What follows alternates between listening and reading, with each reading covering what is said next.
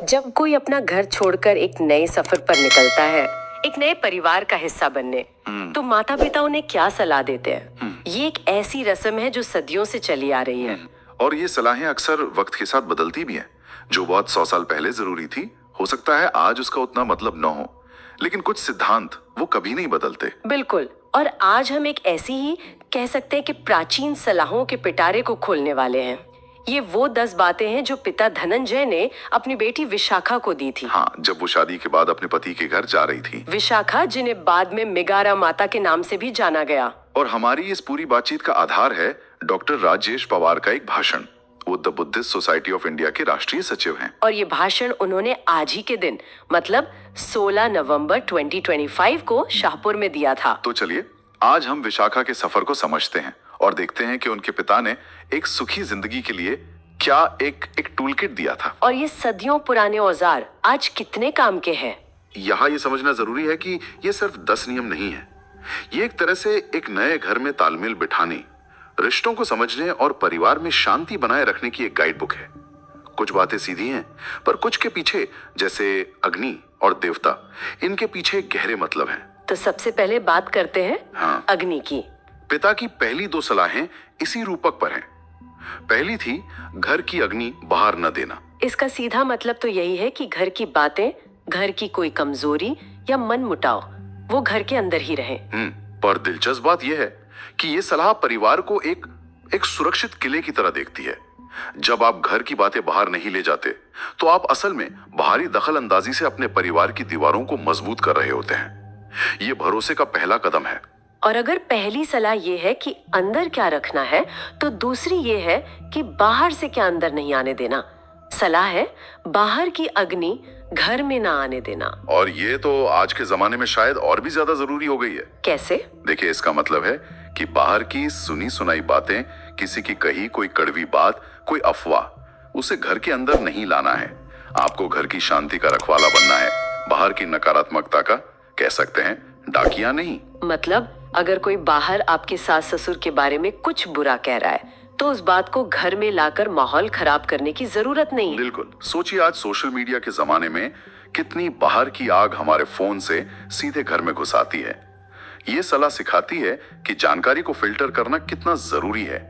घर की शांति बाहरी दुनिया के शोर से कहीं ज्यादा कीमती है। ठीक है, तो घर की सीमाएं तो सुरक्षित हो गईं, पर कोई घर दुनिया से कटकर तो रह नहीं सकता। लेन देन तो होता ही है। और अगली 3 सलाह इसी लेन देन पर है। तीसरी सीख है जो कोई कुछ दे उसे ही कुछ देना। सुनने में ये थोड़ा हिसाब किताब वाला लग सकता है ना? हाँ, मुझे भी यही लगा, जैसे कोई बही खाता मेंटेन कर रहा हो। क्या ये थोड़ा स्वार्थी नहीं लगता? अच्छा सवाल है, लेकिन स्रोत के मुताबिक इसका संदर्भ घर की जरूरी चीजों से है। ये कंजूसी नहीं, बल्कि आपसी सम्मान और भरोसे का नियम है। अच्छा, समझिए, आप पड़ोसी को कोई कीमती चीज उधार देते हैं और वो उसे संभाल कर समय पर लौटा देता है। इससे क्या होता है? आपका रिश्ता और भरोसा दोनों मजबूत होते हैं। ये नियम उसी भरोसे की कीमत करना सिखाता है।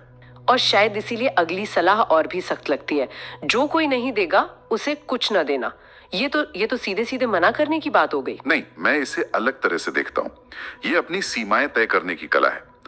मान लीजिए कोई दोस्त हर बार आपसे गाड़ी ले जाता है और पेट्रोल खत्म करके वापस कर देता है। 1-2 बार आप कुछ नहीं कहेंगे, पर अगर ये आदत बन जाए तो गाड़ी देना बंद कर देंगे। हाँ, और ऐसा आप रिश्ता तोड़ने के लिए नहीं, बल्कि उसे बचाने के लिए करते हैं। ये सलाह आपको ऐसे रिश्तों से बचाती है जहां कोई सिर्फ आपका फायदा उठा रहा हो। 1 मिनट, यहाँ मैं थोड़ा उलझ गई हूँ। पहले कहा कि जो वापस ना करे उसे कुछ ना दो, और अब 5वीं सलाह कह रही है जो दे उसे देना, जो ना दे उसे भी देना।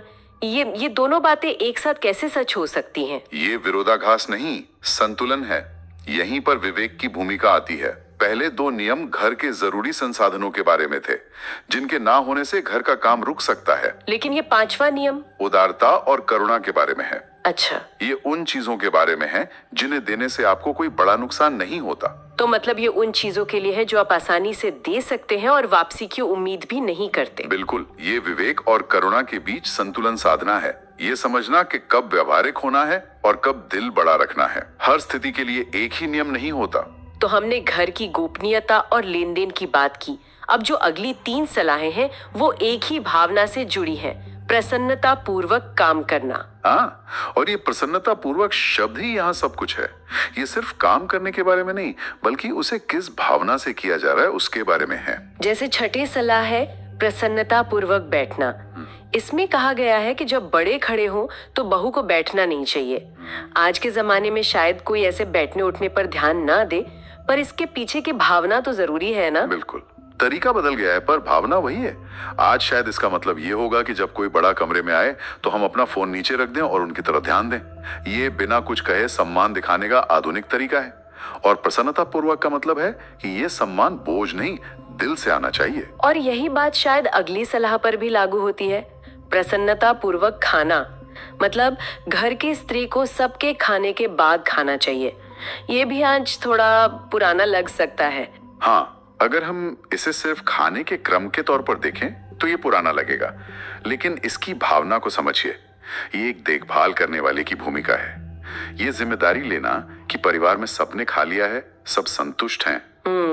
जब आप ये पक्का कर लेते हैं तो आपको एक गहरी संतुष्टि मिलती है, और उसी संतुष्टि के साथ जब आप भोजन करते हैं तो वो प्रसन्नता पूर्वक होता है। ये कर्तव्य से मिलने वाली खुशी है, कोई मजबूरी नहीं। और 8वीं सीख भी इसी कड़ी में है, प्रसन्नता पूर्वक सोना। यानी सारे काम और बड़ों की सेवा पूरी करके जब सब सो जाए तब सोने जाना। ये व्यवस्था और मन की शांति से जुड़ा है। जब आपको पता होता है कि घर के सारे काम हो चुके हैं, दरवाजे बंद हैं, सब आराम से हैं, तब आपको जो सुकून मिलता है उसी से प्रसन्नता पूर्वक नींद आती है।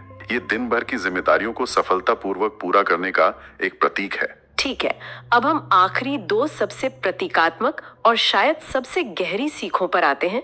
9वीं सीख है अग्नि प्रज्वलित रहे ऐसी खबरदारी लेना। यहाँ अग्नि का रूपक बहुत बहुत शक्तिशाली है। हाँ, स्रोत में भी साफ है कि ये असली आग नहीं है। इसका अर्थ है सास ससुर, पति और बाकी सदस्यों की देखभाल एक पवित्र अग्नि की तरह करना, उनकी सेवा करना।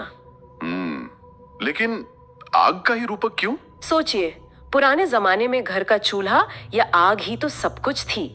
वहीं से खाना मिलता था, गर्मी मिलती थी, रोशनी मिलती थी। वो घर का दिल होती थी। अच्छा, रिश्ते भी ठीक वैसे ही होते हैं। अगर उनकी आग बुझ गई तो घर में सिर्फ ठंडापन और अंधेरा रह जाता है। ये सलाह सिर्फ देखभाल करने की नहीं, बल्कि घर की आत्मा को, रिश्तों की गर्मजोशी को जिंदा रखने की है। और अंत में 10वीं सीख, जो शायद इन सब का सार है, ग्रह देवताओं का आदर करना। इसका मतलब तो साफ है कि बड़ों को देवता मानकर सम्मान करना। हाँ, लेकिन ये सम्मान को एक अलग ही स्तर पर ले जाता है, एक सामाजिक शिष्टाचार से बढ़कर एक आध्यात्मिक भावना तक। जब आप अपने परिवार के सदस्यों में देवत्व देखने लगते हैं तो आपका व्यवहार अपने आप बदल जाता है। फिर सम्मान करना कोई नियम नहीं रहता, आपकी आदत बन जाती है। तो ये थी वो 10 सलाहें। घर की 4 दीवारी को सुरक्षित रखना, लेन देन में विवेक और उदारता का संतुलन, अपने कर्तव्यों को खुशी से निभाना, और अंत में रिश्तों की आग को जलाए रखना और परिवार में देवत्व देखना। स्रोत कहता है कि इन पर चलकर कोई भी लड़की सुखी जीवन जी सकती है। और हो सकता है कि कुछ नियम जैसे बैठने या खाने का क्रम आज हमें पुराने लगें, लेकिन अगर हम उनके पीछे के सिद्धांतों को देखें, सम्मान, जिम्मेदारी, विवेक, करुणा, तो वे आज भी उतने ही प्रासंगिक हैं। ये सिद्धांत किसी भी मजबूत रिश्ते या परिवार की नींव होते हैं। यह सलाह एक पिता ने अपनी बेटी को दी थी, जो उस समय के समाज को दर्शाती है, लेकिन ये हमें एक विचार के साथ छोड़ जाता है। आज की दुनिया में अगर हमें एक सुखी घर के लिए 10 आधुनिक नियम बनाने हो जो किसी भी लिंग के व्यक्ति पर लागू हो, तो उस सूची में क्या होगा? कौन से सिद्धांत बने रहेंगे और कौन से नए जुड़ेंगे? ये एक बहुत ही विचार करने वाला सवाल है। इस गहरी चर्चा में हमारे साथ शामिल होने के लिए धन्यवाद।